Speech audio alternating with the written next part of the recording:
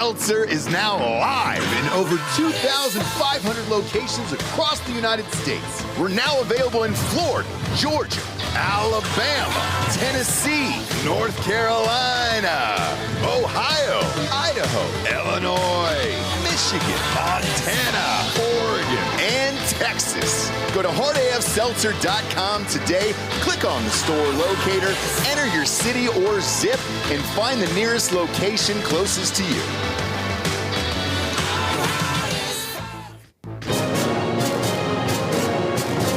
Live from our studios in Austin, Texas, this is Drinkin' Bros Fake News with Ross Patterson, Dan Hollaway,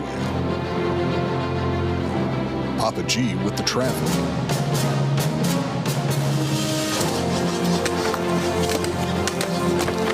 How you feel? Not good. Yeah? field reporter Hot Bob, and Delco Dan with sports. Welcome to Fake News. Yeah! Welcome to Drinkin' Bros Fake News, everybody. Look at what we got on set today.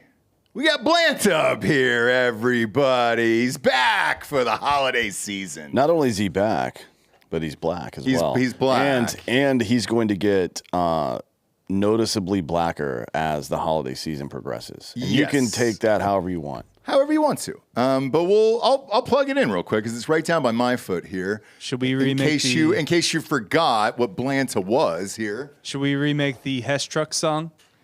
What's that? Guess who's black and he's better than ever. I don't even know what you're talking about. You don't remember the Hess Truck song? No. Look at You didn't have a Blanta. childhood, I guess. Wait, why is he speaking Mexican? He's from the DR. Yeah, he's Dominican. He's a Dominican. Oh, so it's Sammy Sosa. Yeah. Isn't that fun? Remember when he got attacked by Joel last year? Yeah. Actually, I'm sorry. Blanta attacked Joel, and Joel went down. And we thought he was dead. No. Joel was the problem, I think. You think he was? Yeah. The problem is there's no off switch on this, so I got to fucking unplug it. No, because there's this a is red crazy. switch. There's a red button in the It doesn't front. work. I already pressed it. Well, Merry Christmas, everybody. Okay, Christmas show. We do every year. It's live, and you can pop on out and see us. Is going to be actually right outside of San Antonio in Boerne, Texas. Free Roam Brewery. Bob, if you want to pull that up, good old Free Roam out there, owned by our good friend Jeremy and Candace. Two of our faves out there. I love this brewery. It's awesome. And it's right in downtown Boerne. Beautiful location outside. They got heat lamps. They got all the nice stuff, so we can do a nice live show there in a big stage. Whose brewery is this? This is Jeremy. Affelt. Yeah. Jeremy nice. Affelt, Yeah, former relief pitcher for the Giants, two-time World Series winner. Pimp. And Candace Affelt, who was the director of information tech at TCU, and then Black Rifle Coffee. Black Rifle for about 5 years, I think. Yeah, so we're going to do it there and kind of mix it up and travel around a little bit. Everybody will get dressed up, have some fun. And in the meantime, at the top here, we get a Christmas gift for you guys. We've been talking about this for years. Just was Jared's dream since day one of having an app. Just a free app that you could go on, watch the shows, hang out, listen to the shows, everything all in one place. Most importantly, have a wall to write on. And that way you can post your pictures, you can do GIFs. Video will come next year, as we kind of grow it, but it is live right now. So pop that up on screen there. Boom. So that is, it's got a section for Patreon. You see at the bottom there. It's got a section for audio shows all the way to the left. They are iTunes. So we had the option to go with iTunes or Spotify. On our back end, it says that 83% of our listeners listen on iTunes. So we chose iTunes there. But that way you can stay within the app and then scroll to the next one, Bob. Because that one down there is the wall. So that was the first post that I made, and that's Drinkin. So you can post whatever you want. You can make your own avatars, your own features, all that other stuff. It is totally free. Dan and I didn't want to charge money for an app or anything else like that. We'll pay for it on the back end and maintain it and all that other stuff. What we can't control, though, is what you guys will post, and we'll see how it goes. I wouldn't store's want on there. All of it's on there. I wouldn't want to Everything's on the control app. what people post. Me neither. This is America. Me neither. Obviously, don't do some underage shit, but everything else, we'll see what happens there. Yeah. But the fun part about this is there's a link in a bio for everybody too. So put whatever you want. That way people can see who you are. Friendship, fun, gun posts. Because dude, Zuckerberg would never let us do that. No. We got our old channel nuked. Now, some fucking people on Instagram and Twitter were like, "Why'd you guys blur the gun in that video?" It's like, because Instagram will ban our account. Correct. They shadow ban your account if they see the muzzle of a weapon. And to that point, we actually posted that clip on our YouTube page last night, and they dinged it with a 18 plus and over, and the gun was blurred out. So with this app, at least, you can say whatever the fuck you want. The wall is on the far right down there, and post whatever you want. All you got to do is just go to your app store, Android and Apple. It's everywhere, and it's just Drinkin' Bros. It is totally free. It'll probably ask for an email and a username. That way you can change your avatar and shit. But that's it, dude. And Merry Christmas to you guys. Everything's all in one place over there, and it's totally free. So thanks for the support over the years. This was Jared Taylor who created this whole thing. Drinkin' Bros, the community, the Facebook groups, everything else. This was always his dream. However, as Dan and I tried to work on this over the years, it was like $30,000 in upkeep a month on the back end and all that other stuff. Luckily, it has gotten a lot cheaper since, but we didn't feel right charging you guys for it or anything like that. So it's all there, and Merry Christmas, and shout out to Jared Taylor for creating the group and doing all this. This was his brainchild, and this was his final dream as far as Drinkin' Bros was concerned. So happy to make that happen. On to the news, shall we? UnitedHealthcare CEO assassinated. If you listened to yesterday's show with John McPhee, him and Dan did a lovely breakdown of what had kind of happened there. Now we're going to give you some updates. So it appears as if, though, Occam's razor strikes again as new information has developed from the shooting. The suspected gunman, wanted in broad daylight, slaying of the UnitedHealthcare CEO Brian Thompson, is seen smiling in new surveillance images released by the New York City Police Department. Pop those up, Bob, if you can there. Talked a little bit about this on Ross Patterson Revolution this morning. He kind of looks like Timothy Chalamet a little bit. Like Chalamet is going to play this guy in a biopic, I feel like. Maybe, yeah. We'll see. I mean... do we know where we got these photos from? I don't know. That looks like the lobby of something. Okay. Does it say in the thing there? Maybe a bank or some shit. I don't know. Yeah, because here's what's odd to me, and we'll get into what I know, and then I want to hear what you've heard behind the scenes here. Allegedly, the first picture we saw yesterday was from a Starbucks. Now, he did order a drink. He finished the drink. What was the drink? Don't know. I want to know his drink order. I'm going to call that Starbucks. They have. And ask them. So by the way, they have. Starbucks has refused to comment on anything. Fucking gay. So, but here's the interesting part about it. He did discard the cup after he drank it into a trash can at Starbucks. And right now, I guess they're running DNA testing on it. Did he pay cash? It's a great question. Well, they're not going to release that. They're not going to release There's any no of that. point. There's no point right now in releasing anything to the public involving this case because they already have a photo and they put it out, and that's the end of it. Mm-hmm. Yeah. The other part of this story is they said he was sloppy and that he left a cell phone in the alley. And they're going through that cell phone now. Yeah, any pretense that this guy was a professional, which we didn't believe in the first place, is completely gone now, for sure. Yeah. Now, they also found 3 shell casings. We don't know that these are related to the actual shooting or if he dropped them by hand, which is what I wanted to ask you, because they were engraved.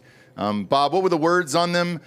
Deny, depose, and defend, Yeah. which is a kind of, I mean, it's sick, SIC. He used one of the wrong words, but this is a reference to a book that Jay Feynman wrote about 15 years ago called Delay, Deny, Defend, which is what insurance companies do to prevent you from getting your claims approved and shit like that. Yes. And great book. If you're worried about insurance, give that a read, dude. It'll haunt your dreams forever because this shit is happening to a lot of people. Not just life insurance or health insurance, but also home and auto and all that other shit. Like insurance keeps fucking you over like repeatedly now, especially with natural disasters and what's going on with Florida and North Carolina and everybody else. Now that part, I don't know why you would just leave those behind unless it wasn't on purpose. But with this photo they have now. No, what do you mean? It was definitely on purpose. No, I know, that's what I'm saying. So, like, with the photo they have now, with the shell casings, the sloppiness of the Starbucks cup, the cell phone in the alley, and all that other shit, how do they not catch this guy in the next 24 hours? Well, I don't know about 24 hours. I mean, it's a lot of data to pour through. I'll get to that in a second. But, yeah, any pretense that he was a professional or hired by somebody else is out the window. This is clearly personal for him. You can see the elation in his face when he like the guy in that picture with the smile on. That's a guy that knows he's about to go do something, right? Mm-hmm. You sometimes see that from suicidal people as well. They get manic. They get like super energetic and happy right before a moment, and it's one of the ways that your body deals with anxiety when you're about to go fuck somebody up. But yeah, he's. The approach. So there's another eyewitness testimony, Bob. I don't know if you saw this anywhere, but there was a guy who said he was standing in the corner waiting for like hours for that dude to walk by. On the streets? Yeah.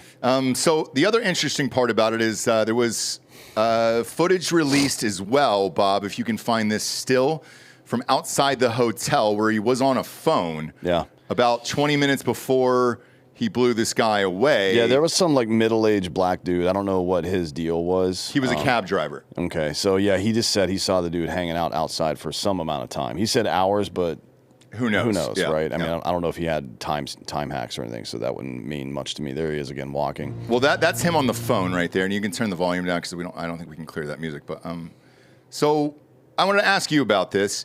Is that potentially somebody calling him to give him instructions? Or just a fucking personal call? Who knows? Who knows, to be honest. Maybe he's calling his wife because his kid couldn't get what they needed, and that's why he clipped this dude, right?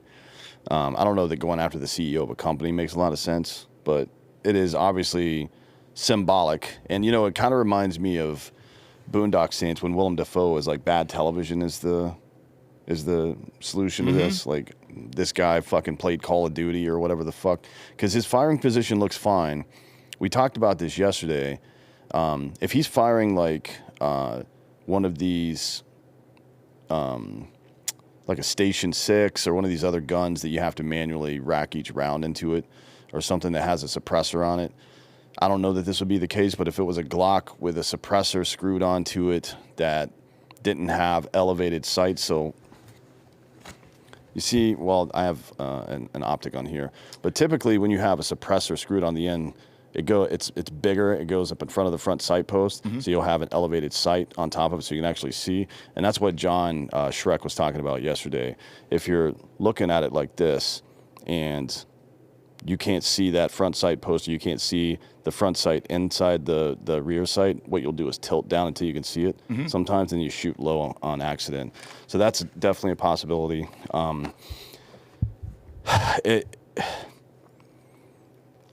The police now are going to obviously scour records for this guy. NYPD's got a very large intelligence unit, which a lot of police agencies don't have. So they'll be looking through social media for facial recognition and shit like that to see if they can find who this guy is. But that's I mean, he's pretty sloppy, so they may find him, but that kind of strategy is hit or miss. The real work might be pouring through all the denied claims and they would prioritize like last 6 months, then last 12 months, then last 18 months, and look for primary and secondary connections, meaning he's a patient that didn't get shit, or a child or a spouse or something like that. Right. Or even a parent, you know. because all of this is extremely odd. I just find it like in today's world, especially with Twitter and Reddit and everything else, when you have pictures that are that clear of his face now, somebody knows who this fucking guy is, and I guarantee they've called. As far as breaking news goes, police says they appear to be closing in on the shooter's identity, so they're close on that. The next update is investigators have swooped in on a Connecticut gun shop. Connecticut is, obviously right outside of New York there. It's a quick jaunt or a train ride over there. Now, the guy himself who got murdered, this Brian Thompson, was under investigation already from the DOJ for insider trading. He had allegedly taken out $15.1 million in stock options there because that AI story was going to leak and they knew the stock was going to go down. So him and two others were there. I also find it interesting that this guy used to have security and they don't understand why he didn't have security this day. Yeah, what I've heard, and I've heard nothing to be clear about his current security situation or why this might be. I don't know if he personally ever had security, but a number of their other C-level executives do have security details, especially leading up to a shareholders conference like that. You know what I mean? Mm-hmm. That's when, you've talked about this before, but anybody that owns one share of the company is legally allowed to attend that. Yep. You're not allowed to stop them, and they're allowed to speak. There's a lot of stuff that goes on there, so all the wing nuts show up for that kind of stuff. It's a big event, bigger than what they're used to dealing with. It's shocking to me that this guy was on approach to his own building at just short of 7 a.m. and he didn't have a security detail with him, because that's when I would pop him in the morning. Oh, really? Yeah. That's interesting. Because for me, and this is what I've was reading last night, for him, he said he wanted to get to the meeting early to prepare. There were some investors and some other people that were going to be there, and because it was so early, you wouldn't necessarily think to do it. And that's where mine goes as a civilian as well, where, that early in the morning, who's going to be up to do it? What's the advantage, and why did you think that's the perfect time to do it? Is it because there wouldn't be anybody there? What you just said. That's it? Yeah. No shit. There's a lot less people on the street, even in New York, at 6:30 in the morning than there are at 6:30 at night. There is. And forget about just that. The way you just described that whole scenario is the way that non-security minded people think. So if you want to catch them off guard, you get them right when they wake up. God damn it. Am I that dumb, dude? Yes. Yeah. I mean, I just fucking outed myself here. So, all right. But as far as this guy is also concerned with his wife and kids, I know the clips we had posted were shared everywhere. Now, obviously, you guys have a different take on this than everybody else, and you're able just to break it down and all that other stuff. He does have a wife and two kids. I feel awful that they've got to see this endlessly and everything else. That was not our intent to do that. It was just kind of to break down who potentially the shooter was and all that other stuff. But the wife had said that there was 3 people out there in instances that they had said some awful shit or potentially threatened his life or something like that. So, going back to the security thing, his ex-security guard is surprised that there was not somebody with him. Yeah, I mean, that's odd. Very odd. That's odd. I mean, it's... If you're a C-level person at a Fortune 500 company, you should have personal security with you at all times. And your family should have a separate security detail with them at all times. Okay. Especially these days, especially with the amount of cartel and shit that are in this country now. Because there are a lot of people, like the mob won't go after your family. Typically, most street-level criminals won't go after your family. Most American people in general wouldn't go after your family. But the cartel will kidnap your fucking family and cut their heads off. Right? I don't know what kind of shit this dude was mixed up in. I don't have any reason to believe it was cartel. As a matter of fact, this looks very personal. It doesn't look like a professional hit at all. But I'm just saying, all things being equal, I would have security. So the other part about that, to what you just said, was apparently at their headquarters in Minnetonka, Minnesota, which is where he lived, around 100 demonstrators descended in April and July to protest an alleged epidemic of claims denials. And this is according to the Wall Street Journal. I mean, they deny, Bob, somebody put, you can try to find this on Twitter, but they deny like 3 or 4 times more claims than any other company. Mm-hmm. I mean, think I saw roughly it's an like order of 30%. magnitude larger, so it might be 10. Yeah, there it is. Pop that up on screen there. What's the number? So 32% of all claims get denied, Jesus Christ. which seems like a lot. It is. Like, how, I mean, are they insuring people that should be uninsurable? That's the question. No, I can answer. What were we going to say, Bob? God. Nothing. No, say it, Bob, now. You have Yeah, you got some jackass comment to make? What liberal? happened, dude? He's some liberal comment. Probably like, if we had voted for Kamala, this wouldn't happen. I mean, No. you nailed it. Universal healthcare now. Yeah, free healthcare. I misremembered. I thought our health insurance was on this list, but it's not. No. Yeah, oh, yeah. for the company? Oh, I don't even know yeah. what our health No. insurance is. It's Allied, which Allied, is yeah. Allstate. I saw Anthem. Allstate owns Allied on there, but I can tell you why some of these claims are denied. By the way, let's take that last hospital stint that I was in. There is certain medications, things that you can ask for that aren't covered. They won't really tell you they're covered. You think you got the insurance card, you go in there, and then boom, you get a bill in the mail later on, and you're like, hey, dude, you're supposed to cover all this. It's starting to get very, very confusing now for anyone out there with insurance, what they do and don't cover. And then also, you don't know what your company got you. For us, we have the best health insurance that we could possibly offer here. So we're fine. But there's a lot of people who are in these pay-in programs and everything else, don't necessarily read the fine print, and then some of these claims will get denied. And also, let's face it, a company this large in today's day and age is just trying to fucking save money and get rich. This feels like a Batman story or something like that, you know? So it wouldn't be shocking to me if someone in his family or himself for somebody else was denied something and this was just a giant fuck you to them. Yeah, which is, not the best way to go about that, probably. No, but if you get, and I said this earlier, if you get desperate and you don't care and you have nothing to live for anymore.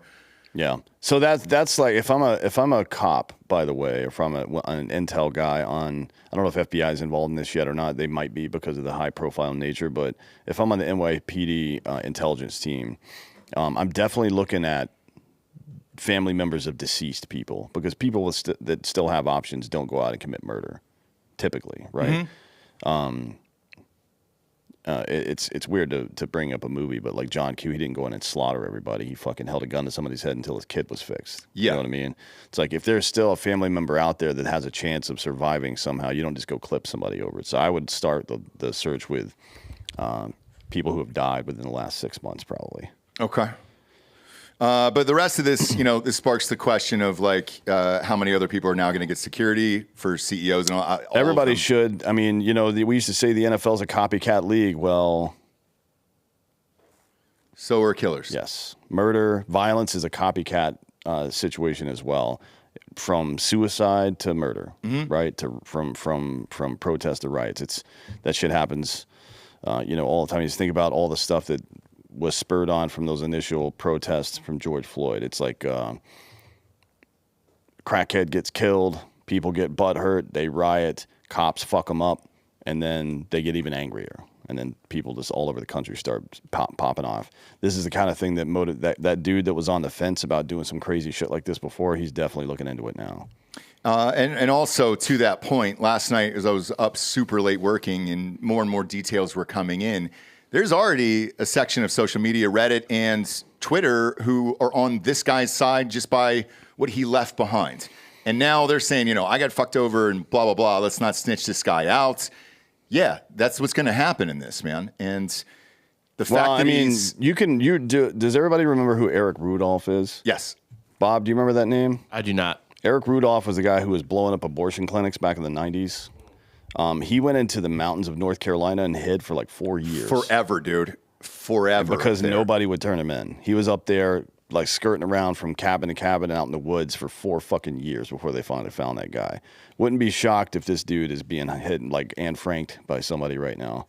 You think he's all franked up, dude? Just because of just how unpopular, and rightfully so, how unpopular American insurance companies are. They're the worst people in the world. They are the worst. Close. No, medical insurance Oh, is yeah, the worst. yeah, People like yeah. other I mean, insurance is what it is, but medical insurance is a fucking scam. They know exactly what they're doing. They're basically trying to mortgage people's health back to them, which is an evil thing to do, in my opinion. And now when you go into a hospital, and let's say you do have a long hospital stay, they will literally take one of those scanners you see at the grocery store on the self-checkout and scan your pills before they give them to you, and it'll go into a system. You can see the price tag right next to, your EKG and all that other shit that's being spit out, and you're just like, what the fuck? I mean, it is a business, and that is it. And if you are not good for business, you're getting the fuck out of there, and they're not there to help you. So, yeah, I could see this guy gaining some popularity. Remember the fucking Boston Bomber guy? If this guy comes out and he's as good looking as it looks like this thing is, I don't know. Don't make this guy into a fucking hero. I don't know if it has anything to do with his looks, although that doesn't hurt. But people are still wearing Guy Fawkes masks, fucking 600 years later. Yeah. Right, and he tried to blow up the goddamn Capitol building of London. So, yeah, he tried to blow up 10 Downing and or whatever. I don't know what it was called back then, but I think he tried to blow up Parliament, right? yeah, Yeah. Parliament. Excuse me. Yeah. It's close. That's down the street. Yeah, it's right down the street. Which he was justified in doing. Obviously, he was a Catholic and fighting against the evil Protestants. So There you go, Bob. I, for one, can't There hate you him. go. Yeah, and that's that. By the way, what you just said, there is. I know you're joking, but like, there's a certain segment of people who are going to look at this guy and be like, "Fuck yeah, dude, he's a hero. Yeah. This guy's a fucking hero." Terry Allen in the chat says, "But Trump is a pro health insurance company guy, so he's wrong." Then I don't know what you're trying to elicit with that comment. Yeah, what does that mean exactly? He's wrong. Who is? Trump is wrong on that issue. Private health insurance is bullshit. It's a fucking scam. The end. Yeah, that's it. But with the rest of this, my guess, just to put a bow on this, is 48 hours. I think they'll have his name out by tomorrow night. No, they'll do it tonight, I bet. You think so? Yeah, I mean, Friday's a terrible time to put information like that out. Well, the images are so clean. You might be right. I could be in a couple hours, for Christ's sake. So, right now, they said they're close. Right now, they're running it through all the available data they have. So, like New York City Metro, if he's ever ridden the train and used a card that has his identifying information on it, they'll be able to find him. Yeah, there was another thing last night where there was a kid who tracks city bikes, which is a weird thing. Yeah, to he do. never. That was fake. He never. This guy right here, the shooter, according to the police, at least never used a city bike. Right, and that's what. By the way, that's what the kid said. Where he goes, all I can tell you is the city bikes in that area, and here were the three. But if you didn't use a city bike, then all of this is useless. Yeah. And I know TMZ and a bunch of other places reached out to him. And they're like, "Why are you doing this?" And he goes, "It's just a weird hobby, like tracking planes or anything else." There are fucking autistic kids that are doing cool shit. Yeah, That's data aggregation is fun if you think the way that some of these people think. So like even with that kid, he was honest about it last night. But yeah, with these pictures, by the end of the day tomorrow, they'll know who this guy is if they don't already know where he is and find him. Next up, it's a local story for us, but it was huge news last night. Austin cop was sentenced to prison. Austin police officers, past and present, are speaking out against the county's progressive district attorney after a fellow officer was sentenced to 2 years in prison on Tuesday for what they say was a case of him performing his job the right way. Correct? I mean, this is fucking crazy. Austin police officer Christopher Taylor was sentenced to 2 years in prison after being convicted of deadly conduct after originally being charged with murder in the shooting death of 46-year-old Maurice Da Silva in 2019. Da Silva was in the midst of a mental health episode, walking around an apartment complex, threatening to harm himself and holding a knife to his throat when he failed to drop the knife after being instructed by the officers to do so. Fox News Digital spoke to several members of the law enforcement community in Austin who say that Taylor's prosecution represents a malicious targeting of police officers on the part of the county's progressive district attorney, Jose Garcia. Garza. Oh, is that Garza? The weaponization of our justice system by Travis County District Attorney Jose Garza has taken away the life of Officer Chris Taylor today. Austin Police Officer Justin Berry told Fox News. Chris knew that by wearing the badge of a police officer, he may be called to make the ultimate sacrifice in the service and protection of another officer or his community. I do not believe he nor his family ever thought his life would be taken by a malicious district attorney with a spiteful agenda against a police officer trying to protect himself and others. I've spoken with law enforcement leaders from around Texas, and we all stand behind Officer Chris Taylor and the other maliciously persecuted officers against the ongoing weaponization of the justice system for rogue district attorneys to abuse with impunity. All right, so we live here, and we've been following this story pretty closely. On the body cam footage, which, Bob, I don't believe we can show on YouTube. If we got dinged for that fucking video last night where we actually blurred the gun out, we're going to get dinged for this one here because he clearly is walking through the hallway with the knife. I've seen this footage for a while because this happened maybe 4 or 5 years ago. Yeah, I mean, since we've been doing breakdowns this week, so let's do one now. We can't play that video, but is it on YouTube, Bob? This is on YouTube. All right, now. well, fuck it. That's our local news. Yeah, all right, yeah. then go ahead and play it. I know this is KXAN. Right. I watched local It's in the news middle here. of a newscast, so. Okay. But here is I'll go back to the elevator opening here. There's something called the 21-foot rule. Our first look at what Which really is, you can click off of that, Bob. There's no need to see that anymore. I'll go through it. 21-foot rule is the average person can cover the distance of 21 feet in the time it takes you to draw and fire your weapon, right? So if they have a blunt object or a blade, something like that, then it sets a precedent for what a reasonable person would do in that situation, which is fucking shoot that dude in the face. Now, what he probably should have done was shoot the knife out of his hand. Now, this is super easy, right? All you do is get the fuck out of here. I do actually have a real question about this situation, though. That's the dumbest shit of all time. I don't know what people think. I want to go over some ballistics for you right quick, actually. So this weapon right here is a 4-minute of angle weapon. Do you know what that means? No. That means for every 100 meters that it travels, there's a 4-inch grouping that it can land in. Okay. 4-minute of angle, right? So if you're firing at half that distance, that's a 2-inch circle that it can land in, even if it's in a vise. That's not including any of your good or bad mechanics or the atmospherics or any of that other bullshit, right? The average width of a human arm is 4 inches. So you're at 50 meters, you missed that. At 25 meters, you're lucky if you hit it. The average human torso is 19 inches wide, right? That's why you fire center mass, because even with a bad shot, you're still going to hit something. That's the reason we do it. This idea that you should shoot people in the legs or shoot stuff out of their hands, shut the fuck up. God damn it, man. Those people they should have their voice boxes removed. Or put them in the same exact situation and say, go ahead and try to shoot him in the legs. See how hard it is. Even the guy yesterday with the CEO who got clipped, the guy got shot in the leg first before he wasn't aiming at the fucking leg. Yeah. You know what I'm saying? Yeah, that guy couldn't shoot at all. I mean, he was shooting over the top of a suppressor. That's why I don't think it was one of those integral ones. But at any rate, cops get ambushed. This is, by the way, during all that bullshit where cops were getting ambushed all the time and stuff like that. And look, it's your job as a cop to protect the public from that guy. Yes. A guy who's walking around in a fucking apartment complex with a knife out talking to himself. Your job as a cop is literally to go kill that guy. Mm-hmm. We don't have time for this bullshit. Man, there's too much stuff going on in the world to be like, oh, man, maybe he was just having a bad day. Like, okay, well, he's going to have a worse one now because I'm going to show up and put a fucking bullet in his brain. Sorry. I don't know what the fuck you expect him to do. Negotiate with a guy who's approaching you rapidly with a bladed weapon? Fuck off. And now this piece of shit Garza is going to put him in prison for 2 years, ruin this guy's life, ruin his fucking family's lives. By the way, he was also terminated by the police department. Well, yeah, I mean, obviously, well. Yeah. This Garza guy is George Soros' plant. His entire campaign was funded by George Soros. The same PAC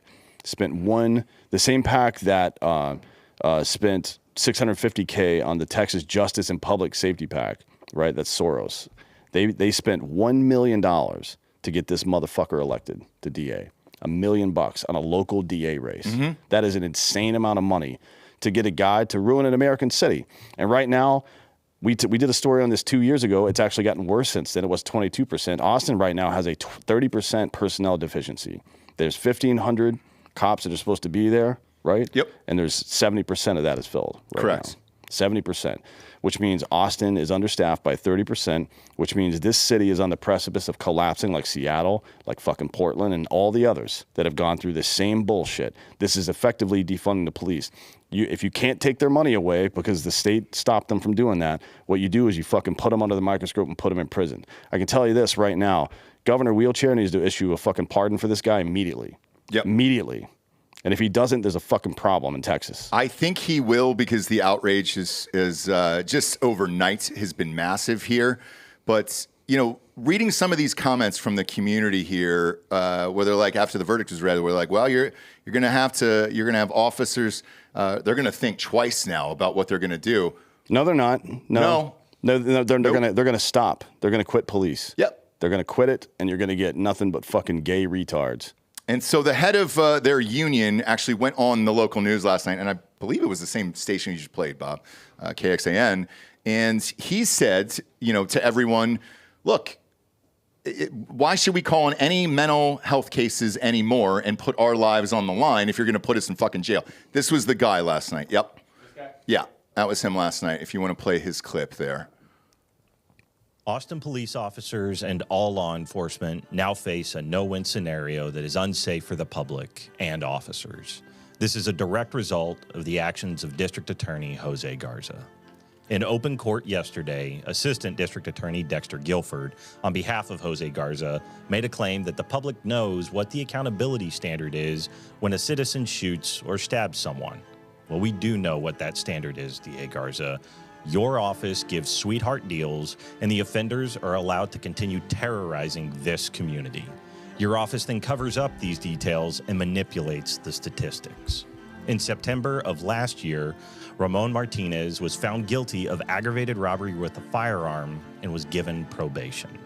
In November of last year, Ricardo Luno Garcia was found guilty of deadly conduct involving the discharge of a firearm and was given deferred adjudication. Then, in October of this year, Materia Reed was found guilty of aggravated assault involving a firearm, but the charge was reduced to deadly conduct and she was given deferred adjudication. It's all too clear that the Travis County District Attorney is more focused on political talking points and biased agendas rather than the duty he has to keep this community safe.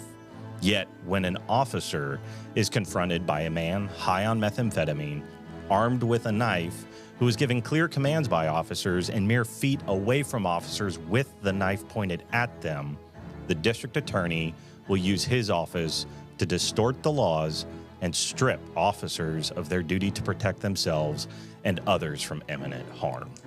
The district attorney's office believes they are experts in police tactics, even going as far as saying in court yesterday that they want to be part of the tactical training and protocols APD establishes going forward. In light of all of this, I believe the Austin Police Department must stop responding to mental health calls. We have never claimed to be mental health experts, yet we are continually scrutinized for our handling of these situations. Now that we're left with the options of being stabbed or going to prison, Travis County and the district attorney's office should be the ones who incur the risk, since they know the best tactics and methods protecting the public. The DA's office must now carry out this responsibility and establish all programs for this going forward according to practices and tactics they have deemed appropriate. Mr. Garza, you have declared war upon law enforcement. Your actions have far-reaching consequences outside of Travis County that make an already dangerous profession where officers are ambushed and killed solely for choosing a life of service even more dangerous. This approach to freeing criminals, yet bringing the full weight of your office to prosecute officers who acted within their training and the defense of others, is reprehensible. Despite being placed in an impossible situation, we are still trying to keep our city safe while you're tearing it apart. So this was from the Austin Police Association there, and he was speaking on their behalf. I don't know. Do you have his name? Because if he wants to come on the show, he's more than welcome to. Michael Bullock. Michael Bullock. So if you're out there and you're listening, give him a follow, and you're welcome to come on the show and share all of these stories, because this started before this case as well. And what was happening was the BLM riots that had happened. They started charging police officers for shooting rubber bullets and all that other stuff. And then the city started handing out these massive fucking payments. Some were close to $20 million. And these were people that were rioting, protesting, and then trying to attack the police in downtown Austin. So it's not like this was just one isolated case and, hey, they might have got it wrong. It's been going on for years. And the reason we wanted to highlight this story on the news, it's not just Austin. This is going on in a lot of these fucking liberal-controlled cities here. And what the fuck are these cops supposed to do at the end of the day? This is lawfare. This is what, like, lawfare against Trump is finding people to bankroll civil suits against him, which are extremely expensive, but they did that. Lawfare is finding Soros-funded DAs to bring up bogus criminal charges against him. When you, like I said, when you fail at defunding the police, when the state stepped in and stopped these liberal cunts in Austin from trying to dismantle this city, right? And they're still trying to do it. Yeah. All the other cities have been like, you know what? That was probably a bad idea. New York changed. LA changed. Los Chicago Angeles. changed. They all fucking went back. Milwaukee, they all went back on that defund the police shit. All the biggest cities in the country. For some reason, Austin is still trying to do this bullshit. Oh, that's an easy answer. And the Yeah, reason, what well, is it? stop. They're still trying to do this shit, but they can't anymore. The state has stepped in and stopped them from defunding the police. So this is the way they use lawfare against officers to drive people who will actually do their fucking jobs out of the police service. That's what they're trying to do here. What's your answer, Bob? This city just has way less violent crime than those cities, so people aren't as they're not seeing the ramifications of it the way in L.A., New York, Chicago, Yes. It's going up. St. Louis. It's going up. It's on the way up. I agree. I don't disagree with that. I'm Coming just saying, soon to a theater near you. Yeah, Yes. I don't disagree with any of that. What I'm saying is this city is in general much safer than those major cities, or even a city like St. Louis that I grew up in. Like, it's always funny to me walking around like, oh, it's so scary. Like, I fucking grew up in We're St. not Louis. cracking 100 homicides. Right. We're on the- Now, I'm not saying I agree with everything you say. The police need to be funded, blah, blah, blah. But the reason there hasn't been the backlash like there has in other cities is because there just hasn't been the level of violence where that backlash would come the and way it people would aren't in going to those bigger understand cities. until they actually see it. Right. Exactly. And that's the problem. And let's take Los Angeles because I live there. With these fucking DAs, and the last one was horrific. It was that Garcon guy. They finally voted these people out and said, we're all done with this shit. San Francisco just voted their mayor out and said, we're fucking done with this shit. It was all over crime. And they didn't correct it until it got so fucking out of control that it's going to be really hard to go back, and it's going to take years and years of work, not only for the police officers, but more funding and everything else to fix the problems that were created. And if you keep going down this path, like in Austin is, you'll eventually get there like these other cities. Yeah. If you don't do something. I've got a better plan. Just let me and the boys loose. The Jump Out Boys, dude. Let's let the Jump Out Boys in. Just, Travis County, the Travis County Sheriff deputizes me and a couple of other dudes. And just says, hey, do whatever you want. And we're going to violate some civil rights. That's what we're going to do. Because when you encroach on somebody else's safety, you forfeited your rights. Mm-hmm. You have the right to swing your fist as long as you don't hit anybody else's face. But as soon as you brush up against somebody else, we're going to fuck you up, right? That's just how it's supposed to go. Because the other part of this, let's take New York right now. They're literally going through the Daniel Penny trial as we speak. It is in deliberations. Hopefully there'll be a verdict soon. I try not to read too much into it because I don't really know, obviously what's going on in a jury's head.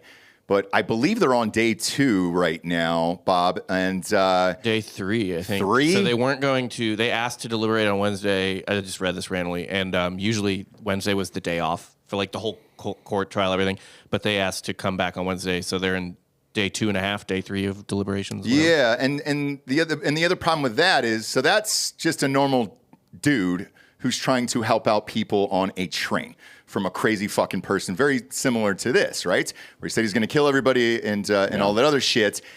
So not only are you telling the police to fuck off, but then you're telling normal citizens, hey, don't step in or we're going to put you in fucking jail. Because if that guy goes to jail, hopefully Trump gets in and pardons him on day one and says, all right. That's a state charge. You can't pardon him. Really? Yeah. No fucking way. The president can't pardon state or city charges. They can pardon federal charges. Can a mayor or a governor? The governor can. The mayor doesn't have. Well, Hochul's not going to fucking do that bullshit. Maybe. You think she will? It would be. She's never won that election, by the way. She took over for Cuomo after he resigned. That's right. She was lieutenant governor, right? So no, she has fundraising to do, and Soros will probably be a big part of that, to be honest. So no, she's not going to take a stand on that. All right. Bob, your mom's a prosecutor. After multiple days like She's this... a public defender. Or a public defender, I'm sorry. After multiple days like this, is that a hung jury sitch, or are they trying to decide on years? I don't know. Off the top of my head, most of the people she defended were extremely guilty. So Yeah, there you go, Bob. it wasn't long deliberations on those. Well, these are. And that's what I can't figure out. Typically, when it's a long deliberation, either it's hung or they're trying to decide on years and they're stuck. You know how it is with, like, I mean, you've got kids now, multiple children, or anybody that's been a coach of a sports team, or you've been a leader on one, or you've been in the military. Things are when everybody's doing what they're supposed to do, you can be pretty lax, and when they're not, you got to fucking rock some heads. Mm-hmm. That's just the way it is, right? The Constitution is not designed to protect criminals. It's designed to protect all of us from the state. That's what it's really designed to do. And you know, to be honest, I think we should just have private citizens handle this stuff. And how would that work exactly? And like, how does it get funded? And then what happens? Who cares about funding? I'll pay for it.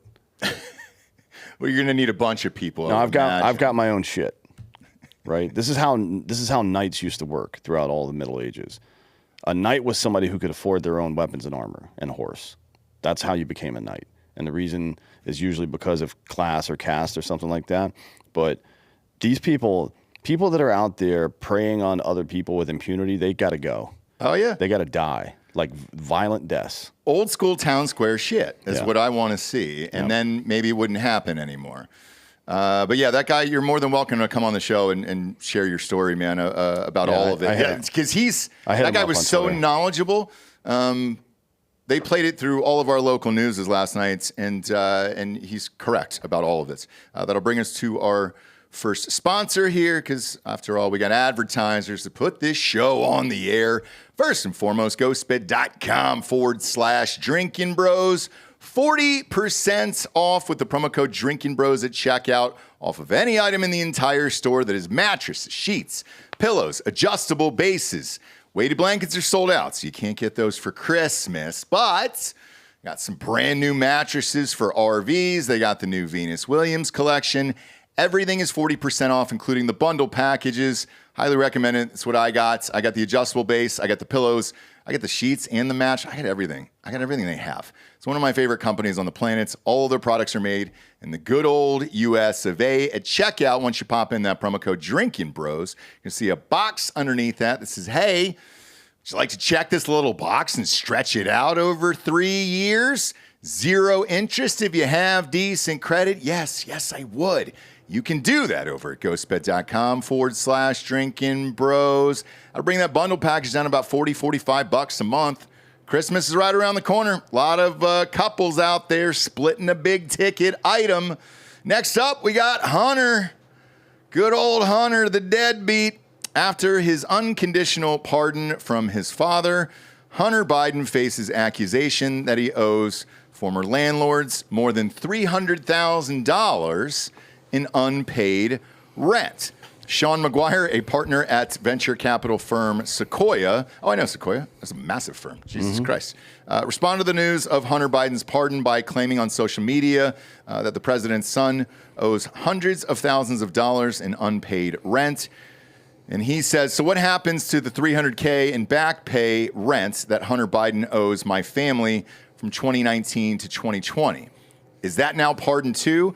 Thanks, Joe, McGuire wrote in a post on X.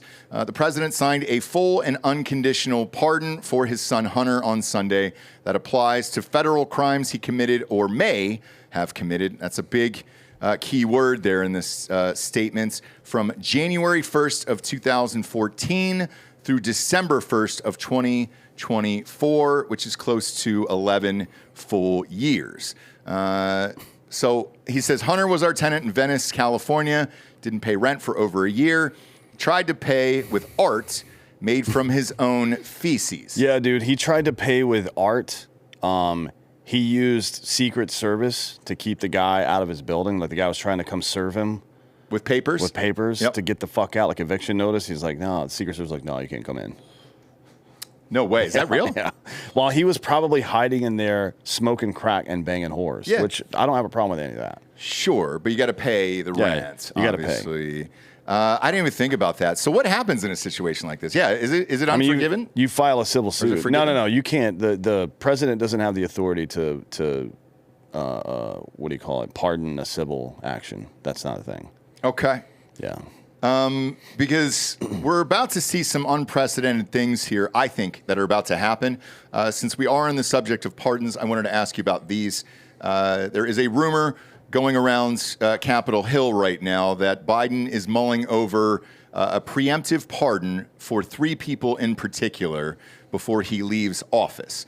The 3 people are very interesting. One of them is Dr. Anthony Fauci. Pardon him for what? That's what I said. When in all of American history has the function of the presidential pardon been used preemptively, one, or been used to pardon people who have not been actually accused or convicted of a crime yet? Mm-hmm. This is the first time any of this has ever happened. It sure is. So, and by the way, the good news about all that is that Fauci can still get indicted, charged, and sentenced in a state. There's nothing the president can do to stop that. So he better hide wherever the fuck he is for the rest of his life. the next person on this list is Liz Cheney. Now, Liz Cheney. What did she do? I mean, like January 6th. Yeah, but you can't like. What are you going to charge her for? She fucking, along with a bunch of other people, by the way, pretty much everybody on the left, ran the J6 commission and blah, blah, blah. She hid stuff from people. None of that's a crime. So, Not one crime was committed by her. That's nonsense. Like, she's a cunt for sure. And she shouldn't be anywhere near politics, and she probably won't ever be again, frankly. But the idea that she, what crime are you going to charge her with?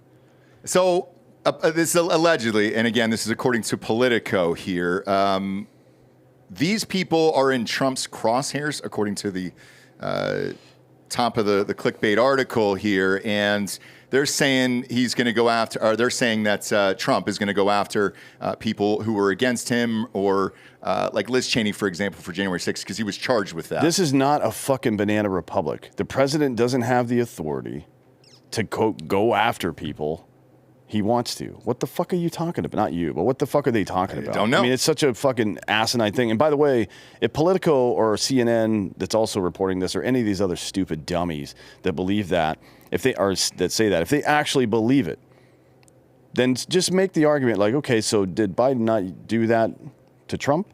Mm-hmm. Right? Because now, I don't know if you heard this, but a judge granted the subpoena order for all communications between Jack Smith and all those state and local DAs. Really? Yes.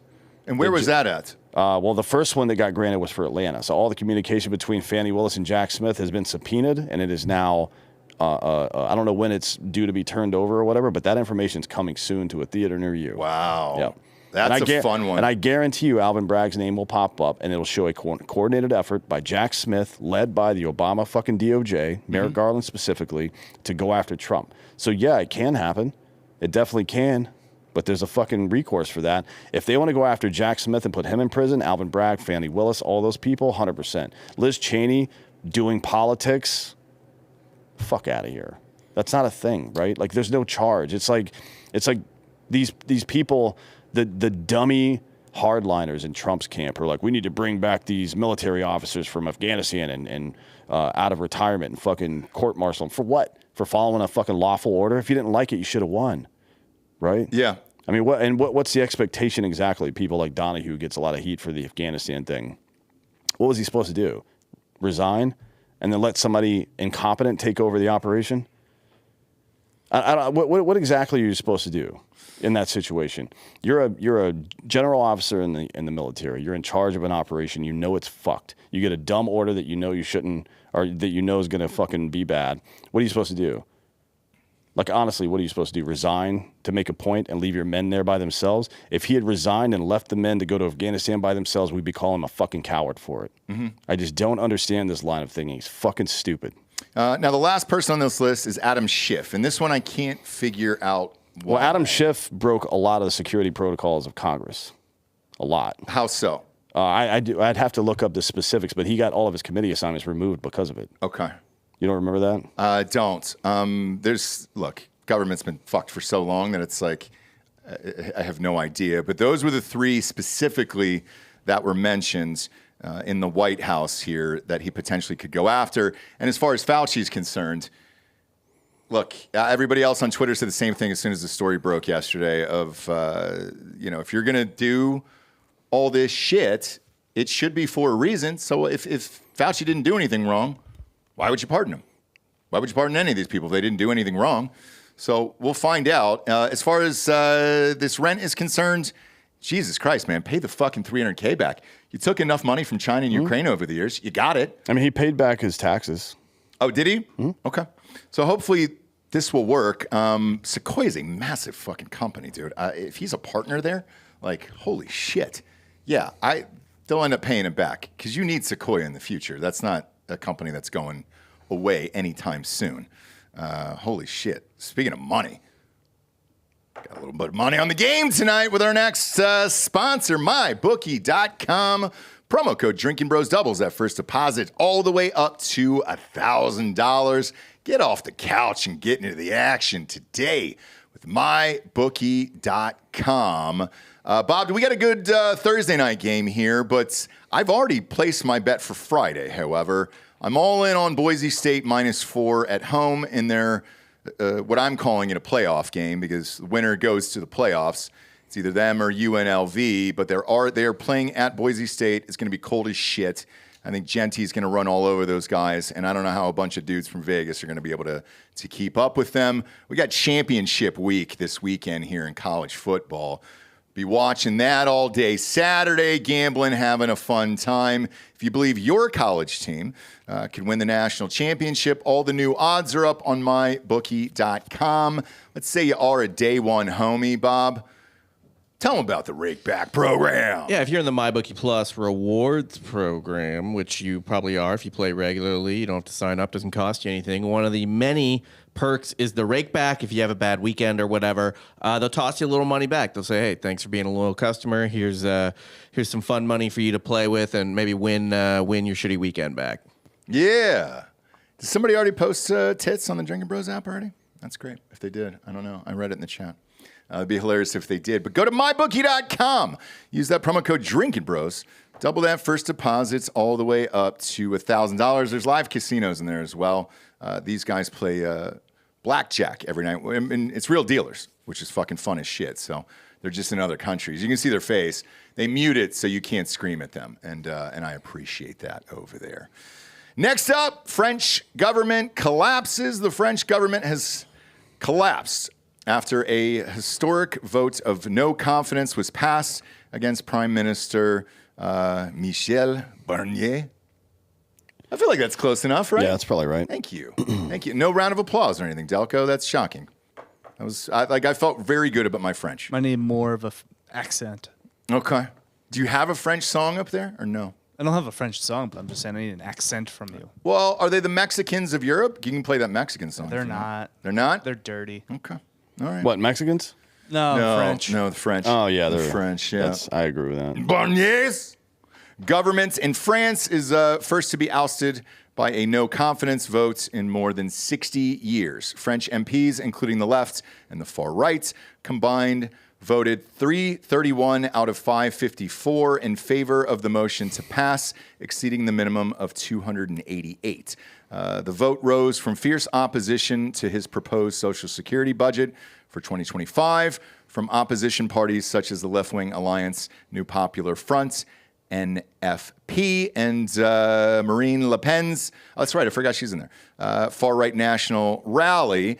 They were left angry after Barnier said that he would push the budget through via a presidential decree, even though it failed to receive popular support from the MPs. Such a move has become common under Macron's reign, who is accused of ignoring democracy and acting like a dictator. How is he still there? I don't really understand that side of European government enough, but I'm surprised Macron is still in there at this point. Yeah, it's a good question. I don't know. He had to make a bunch of deals with dirty socialist last election because Le Pen was about to win. She had the majority of the votes, but she didn't crack a certain percentage that you need to win. So a bunch of people on the left dropped out so Macron could leap her. Okay, yeah, that's pretty much right. As far as why he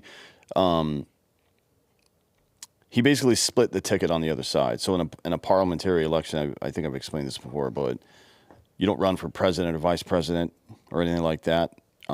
Your party elects a party leader, and if your party wins the most seats in the parliament, then you become the prime minister.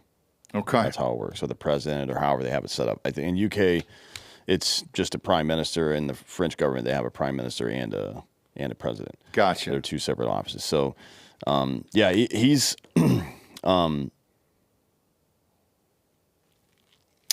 They're coming up on the precipice now because he made deals with the far left people last time. This time they're trying to the left and the far left are trying to get him to resign because they want to put one of their own people in, and he's not going to resign, obviously. And I think what's more likely is that Macron nut swings Trump and shifts back to the right because the people on the right are becoming dominant over there. Well, it's all over immigration. It's Yeah. the same thing that's going on here. Well, it's great news for the U.S. actually, and for a lot of reasons. Security being among them, but economically, especially, and security in NATO, because Europe is starting to wake up to this immigration thing finally, including France, and that's one of the big drivers of this right-wing push. And it'll result in one of two things. Either the right wing will take over in Germany and France and England, which it kind of already is in England to some degree, and a number of other places, or the left wing will have to move their Overton window back to the center left instead of far left, which is what they are right now. Okay. And then there's an update on this story as of 35 minutes ago, according to Reuters here. So Macron says that he will stay on and appoint the new PM in coming days. They expect to do that in the next 5 days there. And he also said the priority will be for the new PM will be passing a budget via special law. Don't know what that is, but that Barnier guy did resign after his confidence vote was fucking nuked over there. Yeah, man. All these countries. I like France. I've been to France, but I've only been to the nice parts. So. Well, Is there shitty parts? Probably. I didn't go, so I can't speak on that. But any major city in Europe is going to be shitty because that's where all the immigrants go. 1 and 2, that's where all the fucking low-level thieves go, and that's not new. That's been going on forever. Yeah.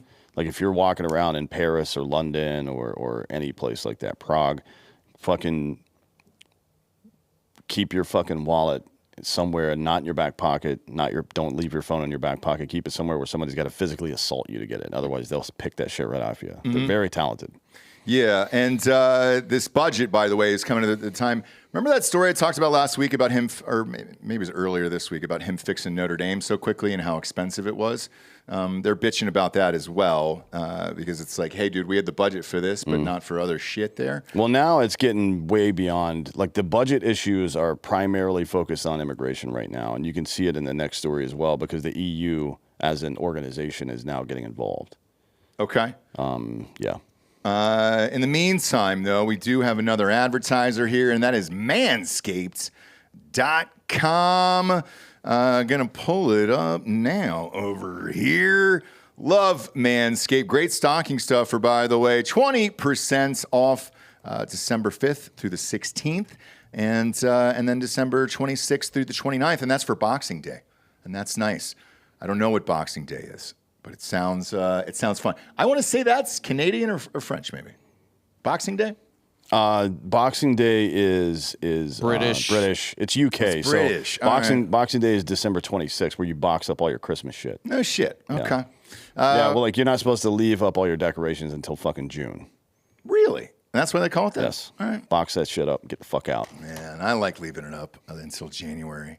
Mid-January at least. For some, it's the most wonderful time of the year. For others, it's just another round of dodging questions about your love life while trying not to look like you crawled out of a cave. Enter the Performance Package 5.0 Ultra by Manscaped to save your dignity this holiday season. Don't be that family member who shows up solo and scruffy to yet another holiday gathering. Get your winter overgrowth under control with a Weed Whacker 2.0. That's for the nose hairs and ear hairs. And then the Lawnmower 5.0, which is for the pubes down there, the balls, the pussies out there, the taints, all of it out there. And who knows? You might even outshine your weird uncle who's still rocking that goatee from 1985 and claim your top spot of sibling power rankings if you got them out there. Join the over 11 million men worldwide who trust Manscaped and get ready for kickoff by heading over to manscaped.com. Use the code DRINKINBROS for 20% off plus free shipping. Trust me, you'll be drafting the real MVP of this grooming season. I have it. I've got the kit. I fucking love it, dude. It comes with everything you need in it. It's also got a sweet dop kit, too. It's actually my dop kit now in real life because it's fucking dope. Comes with a free pair of boxers, some ball aftercare there for after the shave. And they don't just stop at the grooming essentials over there. That's that fucking boxers, man. There's, I think they're called Midnight Bravos, the 2.0s. Those fucking rock as well. So yeah, dude, it's a big boy deal, and it's a really great holiday gift. I promise you. You got to have one of these fucking things in your house at least. Get 20% off plus free shipping with the promo code DRINKINBROS at manscaped.com. 20% off plus free shipping with the code DRINKINBROS at manscaped.com. Stay on top of your grooming game and be ready for anything this season throws your way. Next up is the EU finally taking immigration seriously. This is what we were talking about in the last story there. The European Commission is set to propose new rules on deporting migrants entering the bloc illegally, according to 3 European Union diplomats. This comes after British Prime Minister Keir Starmer accused his predecessors of intentionally designing a one-nation experiment in open borders after the latest statistics revealed that more than 900,000 migrants entered the UK last year. Holy fucking shit. What's their entire population, Bob? Of the UK? It's like 60, 70 million. God damn, dude. It's 900,000? 68.35. Whew, that is 900,000 a big people. boy number. A draft directive on returns could be circulated to member countries' permanent representations as early as February, the diplomats told Politico's Brussels Playbook. The proposal is expected to be a priority for the Commission, reflecting mounting pressure from capitals, including Rome and Warsaw. The Commission is currently consulting EU capitals to determine the specifics of the directive. One diplomat said, migration regulations are notoriously complex, involving overlapping national, EU, and international law. Yeah, so that would be the equivalent because the UK is about 21% the size of the US. That would be the equivalent of 4.3 million illegals a year. God damn. Now, the EU charter requires something like 150,000 per country a year, something like that, depending on the size of your country. And that's what people are coming after now. Now, there's been, a couple of like, who was it? Italy started deporting people. Remember, we did a story a year and a half ago on that island off the coast of Italy. Oh, yeah. That's just overrun by African It's illegal all immigrants now. yeah. There's like 5,000 people that live on that island, and there's like 10,000 people that are showing up every couple of months that are illegal immigrants that get shipped elsewhere. Now, they were just trying to drop them off in Albania. And there was a couple of other countries, I think we mentioned it last week, on like kind of tongue-in-cheek about Trump wanting to fucking throw people out into Somalia or wherever the fuck it was. I can't remember what country it was. It's not by the way, it's not tongue-in-cheek anymore. I've read 2 reports that said exactly what you said last week. Yeah. Yeah, I mean, certainly. So this has been a big problem in the EU for 10 years. And keep in mind, I don't know if you saw this, but Kiermaier from the UK fucking came out last week and made a statement that this was all intentional. What was all intentional? Allowing all these people into the country was intentional. This is so Keir Starmer accused his predecessors of intentionally designing a, quote, one nation experiment and open borders. And that's what you're talking about with those 900,000. Yeah.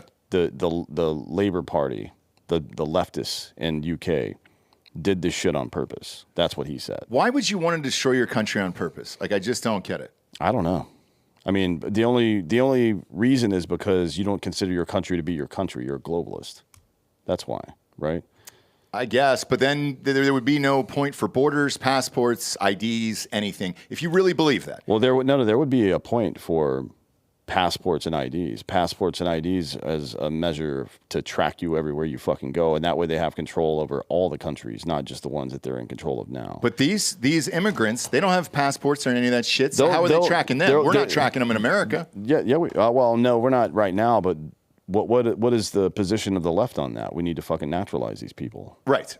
So that's stage 2. You flood them, then you naturalize them, okay, and then you own them. My understanding is that the court fights face the same challenges as ours do, which is Soros and people like him funding radicalist fucking progressive judges to do this stuff. But the fact that the EU Commission came out and took this on publicly kind of sends a signal like, hey, we're fucking done with this bullshit. So we'll see how it goes. I mean, it's not good for anybody that all of these jackasses are getting into Europe. Right? Because we want free trade and free travel with Europe. That's what we want. Mm-hmm. But at some point, if they continue down this road, we're going to close off our border next year, early next year. We're going to close it off. And if Europe keeps playing these games like this, then we're going to have to close them off. We're going to have to stop letting travel, which means we're not going to be able to travel there either. Right. So we're just going to have to, like, anybody that's on a visa here from Europe, you're out. Get the fuck out. Mm-hmm. Right? I mean, this is not good for anybody to continue this. As much as I don't care about what Europe does, like, do whatever the fuck you want. For us, trade-wise and economically, it's a good idea to pressure these assholes into sending people back where the fuck they came from. Well, there was a rumor that Macron has already met with Trump. Have you heard that? No. Trump's on the way over next week. To France. Yeah, and they're trying to get a prime minister in place before he gets there. Got it. Mm-hmm. Holy shit. Yeah, this was all in the same way those dicks went on strike right before the longshoremen went on strike right before the election. That's exactly what this is. They're trying to pressure Macron into resigning. Okay. It's interesting to see what's happening around the world, and not only that in politics and with the pardons and all the other shit we've been talking about regarding Trump. It seems like everybody's either afraid of him now that he's back, or their country just went through the same shit over the last 4 years that they're like, well, fuck. Let's maybe come together and figure out an answer for everybody involved here. Well, yeah, it's complicated. So there's a Trump effect for sure, because he's a leader. People will follow him. Like some of it is these weaker European leaders just trying to swim in his wake and like, hey, they know it's the right thing to do, but they couldn't do it with Biden in office because there's no political will to do any of this shit, and Biden's weak, right? But Trump fucking bulldozing bull in a china shop through some place, and they're just like, oh, we can just sneak in behind him, right? That's one part of it. Another part is that their other option is to allow things to continue to deteriorate and take the heat for it, which they can't do because they'll fucking lose eventually. Like, that's a bad strategy. And the other part is you can't fool people anymore. Trump's election proved that this veil the media had pulled over everybody's eyes has been lifted, at least to some degree, right? So, like, Trump goes to NATO and starts saying X, Y, Z, or Trump goes to Germany or France and says, hey, you better get your energy security under control or some bad shit's going to happen. They played those over and over and laughed at him. Mm-hmm. The media did. They laughed at him and into his face. Yeah. At that fucking NATO summit. They laughed into his face. We played the video. Or that was a G20 summit, I think. Germany closed down 5 of its 6 nuclear reactors and then started spending a fuck ton of money on Russia for LNG, right? And that's the only reason Russia had the capital to do what they did in Ukraine. That's the only reason. They can't play those back anymore because he was right and it's demonstrable now and the veil's been lifted.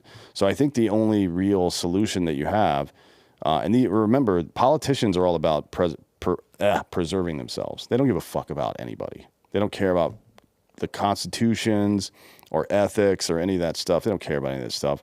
All they're trying to do is preserve their spot. That's all they're trying to do.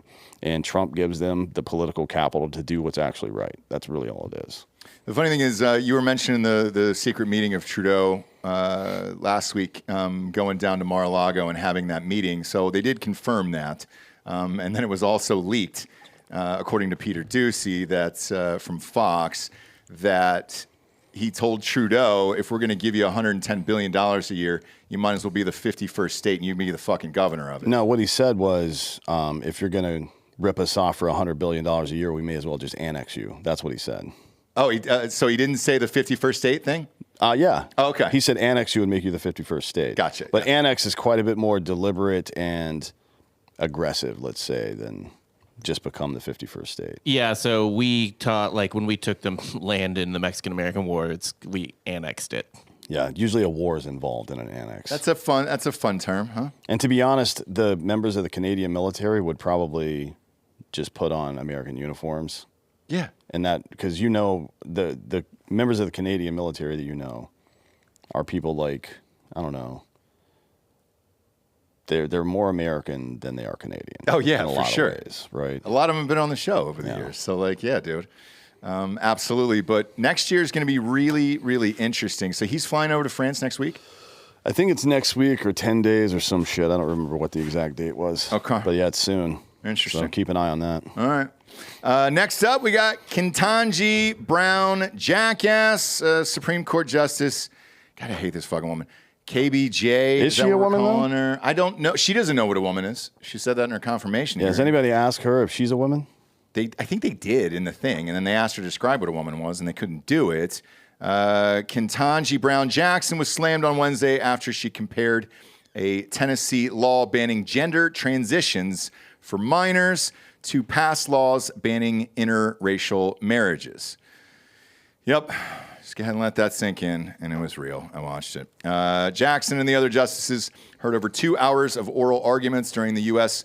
versus Skrmetti case, which involves the constitutionality of state laws banning gender transition medical procedures for minors. U.S. Solicitor General Elizabeth Prelogar, we'll go with for better sake of argument, because I don't know, argued that the state's laws have the effect of sex discrimination since the minor's gender is key when determining specific medical treatments for those seeking to transition.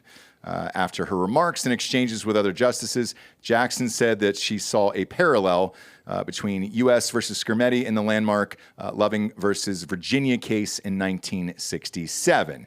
Interesting to me that you mentioned precedent, because some of those questions about sort of who decides and the concerns and legislative prerogatives, et cetera, sound very familiar to me, Jackson said. They sound in the same kinds of arguments that were made back in the day, 50s and 60s, with respect to racial classification and inconsistencies. I'm thinking in particular about Loving versus Virginia, and I'm wondering the sound of the same kinds of arguments that were made back then, whether or not you thought about the parallels, because I see one as to how this statute operates and how the anti-miscegenation statutes in Virginia operated. To me, this was just a fucking absurd left field statement that, like, I don't even know what triggered it, to be honest with you. I mean... Yeah, she also said that there was a potential comparison between Loving case and Skrmetti, and wondered if Virginia could have banned interracial marriage by following Tennessee's reasoning. I'm sorry, so mutilating and sterilizing children... Mm-hmm.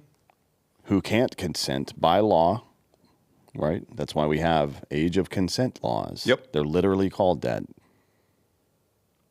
That's on par with preventing two adults from getting married because they're opposite races. Mm-hmm. Yep. Makes sense. Yep. This person is not qualified in any way to sit on the bench. She needs to be impeached. They have to figure out a way to get her off the bench. This is untenable. I don't know if it's happened. Has it ever happened to a Supreme Court justice where they got impeached? There's been one up for impeachment, one, but I right? don't know if they got removed. I don't or think they not. did. I think he survived impeachment. Yeah. It was really early, 1805. Yeah, I think didn't he survive impeachment? Yes. Yeah. So he got indicted by the Congress and then Acquitted by the Senate. Acquitted by the Senate. Right. Yeah.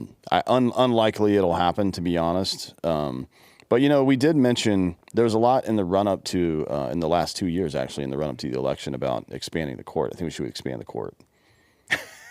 Now that Trump's in, have everything. yeah. Let's go ahead and expand the court to 1,000 members and put in 1,000 pubes forever. Fuck off. Oh my God. So with this one here, even the left was pissed off about this comment. So on Twitter, they were like, man, she's always been trying to beat the DEI stereotype of. Well, that ain't the way to do it, man. I know. Jesus I know. Christ. And that even the left is like, God damn, that's why we lost the election. You got to stop doing shit like this. And then she gets up there and says this wild ass shit that is I don't even understand the comparison, to be honest with you, to why you would even form that thought in your mind. It had something to do with one of the arguments in the case in general was that it was sex discrimination. I forget who was making the argument, but it was essentially sex discrimination to give testosterone to a boy but not a girl. Right. So that was essentially the argument, and that they said that somehow parlayed into that. Yeah, I don't remember off the top that's of my head. the dumbest shit. Yeah, I mean, Here's like what a happened. boy versus a girl, or even a race versus a race doesn't really make sense. Even into adulthood, if you start cramming fucking testosterone into a man, his gonna go up, right? Same with a woman, it'll go up. The difference is a man becomes more manly, and then a woman becomes more manly as well. See how that works? Yeah. There's a man and a woman, and different things happen because they're different. Shut the fuck up, you stupid bitch. There's no fucking functional difference between a black and a white person. No. Well, I mean, that extra ligament or whatever makes them jump higher. You play basketball better than us. I mean, sports. But that's just that's just my own jealousy. Like, I wish I could. I think that's just God gave him reparations. Yeah, but at least I'm honest about the stereotype. Yeah. Like, God damn, dude, I wish I could do that shit. Yeah. But with her, yeah, I mean, you're going back to this, and when Biden was even selecting this position, he said specifically, I'm going to give this to a woman of color to do this job. It was never about the job itself or who was most talented. You had to check these boxes, which is why she's always called the DEI hire over there. And when you keep saying shit like this, it ain't great, because the party's trying to move away from it now after the last election and the landslide and everything that happened. Mm-hmm. And then saying this shit in public as a Supreme Court justice, you just can't do it right now. Bob, I bet you can find this on Twitter pretty easily. Somebody, I don't know if it was Judicial Watch or somebody, published a list of how many words each justice spoke in the last year. Mm-hmm. Who was number one? Oh, who was number one. By a wide margin, by a factor of 2, actually. Really? Because usually you don't hear that much from these justices. It's a chart, Bob, if you want to look for it. Yeah. I mean, usually you don't hear much from these justices at all, unless it's her. Like, you're right, man. The only clips we really hear is this fucking lady. Thomas is always last. Yeah, Thomas is always last because he listens more than he speaks, which is what you're supposed to fucking do, by the way.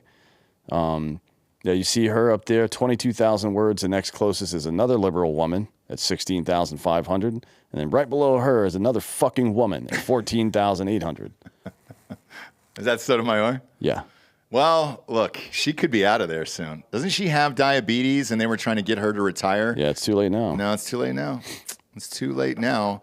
But yeah, it's no surprise that the 3 women on the bench are the ones that talk the most. Except Well, for the 4 one women. Catholic woman, by the way, No, well- who knows when to keep her fucking mouth shut. I think there's 5 or 6 Catholics on the bench, including all the women except Jackson.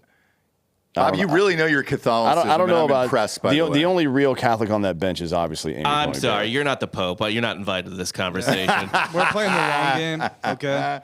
So are the Muslims. I get it. But dude. there was I get it. a minute.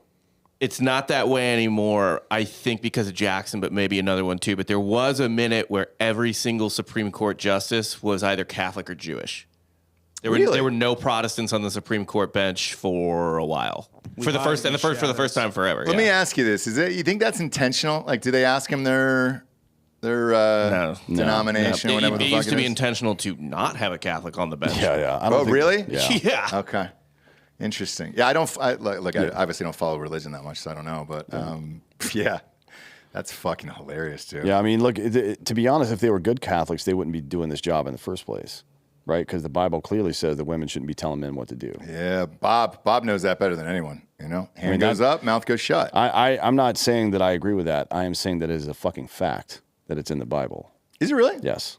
Yeah, damn, dude. So, at least Amy Coney Barrett's the closest to getting it right. If she could get that number way down. And basically, it's just please, thank you. Sure. And then, are you hungry? Yeah. Offering a handkerchief. Yeah, stuff like that. Otherwise, keep your fucking mouth shut. Communion. Is anybody on earth surprised that 3 liberal women are dominating the fucking discourse? No, on they this dominate bench? the discourse in real life. Jesus fucking Christ, shut your fucking mouths. Nobody wants to hear from liberal women. Like, literally nobody wants to hear that shit. I can't even listen to it from conservatives, to be honest.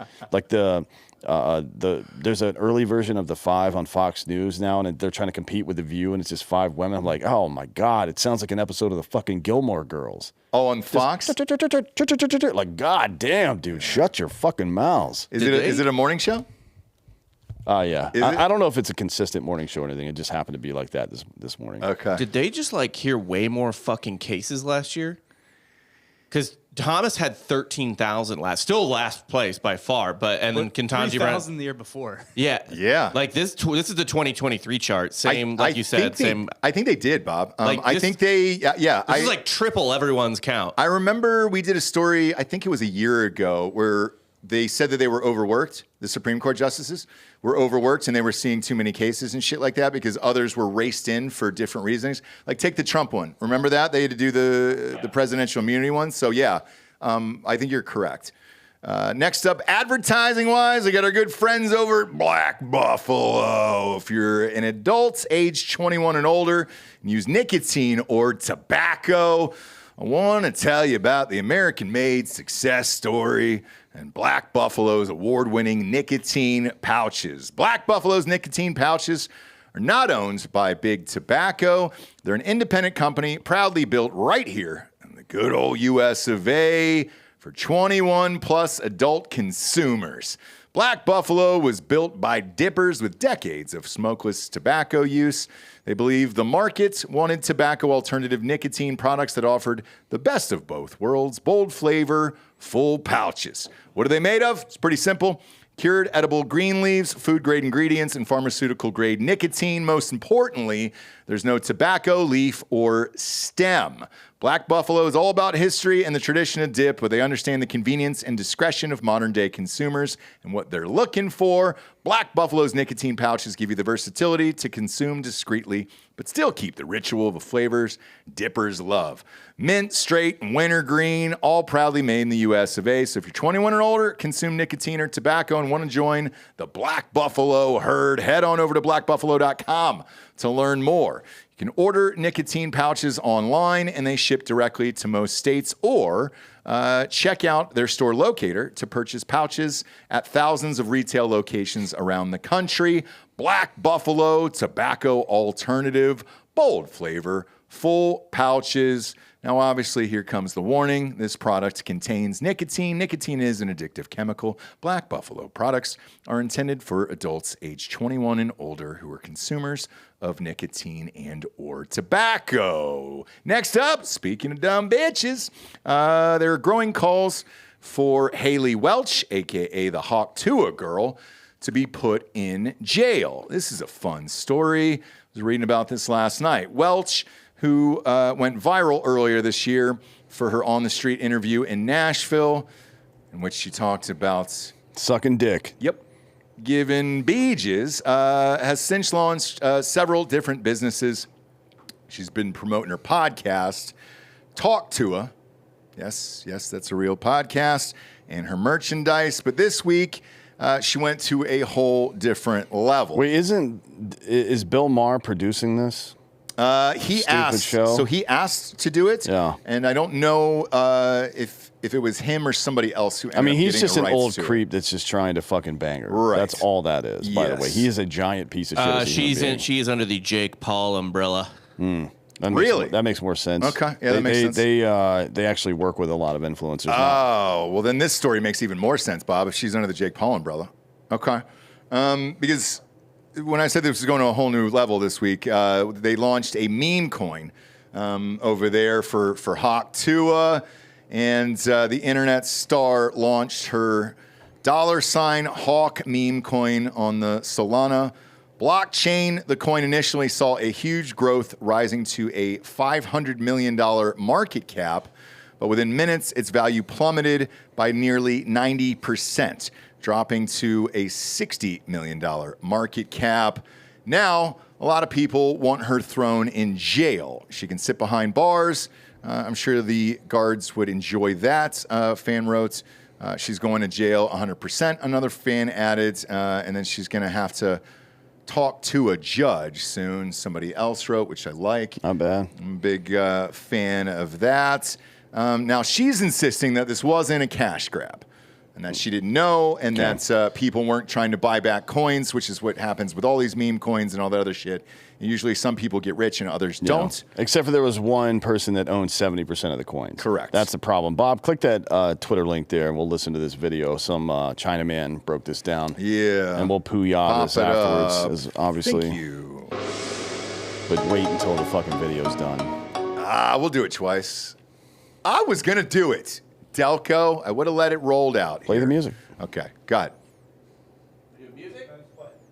What do you feel? All right, everyone. So in this video, we are going to be talking about the biggest news in crypto right now in the meme coin space, and that is going to be the meme coin token called Hawk. And this is by Haley Welch. So she did launch a meme coin based off of her Hawk Tuah, as you guys can see from her tweet here. However, if we take a look at the actual token, the Hawk token didn't disappoint, Bubble Map says, and 96% of the supply was in one cluster. So basically, they owned 96% of all of the tokens. And just in, Haley Welch pumped the coin to $500 million, and it retraced it to 90 million within 10 minutes. So a huge drop. And it did actually go lower to a $50 million market cap. And if we take a look at this wallet here, so this was a Hawk token insider, or a lot of people are speculating a sniper. But a lot of people do think that they are on the team. They sold a bunch of the tokens for $3.7 million profit. However, they are still continuing to sell. So overall, the coin is going down consistently. However, Haley Welch came out with a post essentially stating that they didn't actually sell any of the coins. But a lot of people do think that this is BS. This tweet here basically goes over, is this true or is this false? A lot of people think that, her and the team are selling. And Wizard of Soho comes out with this tweet: 97% of Hawk Tuah held by the deployed wallet. LOL, LOL dumping on everyone. If you bought this, you're moronic. You deserve to lose it all. I don't think that you deserve to lose it all, but we did say stay away from this token in yesterday's video. And I did actually think that this was pretty funny. Keyboard Monkey says straight to a prison. So overall, that is the news with the Hawk Tuah token. All right, So, Delco.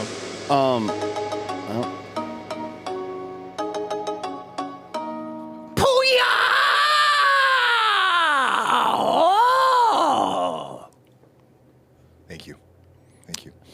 So a deployer wallet is, I'm just looking this up. I have no idea what this means. Maybe people in the chat do. Maybe Delco does.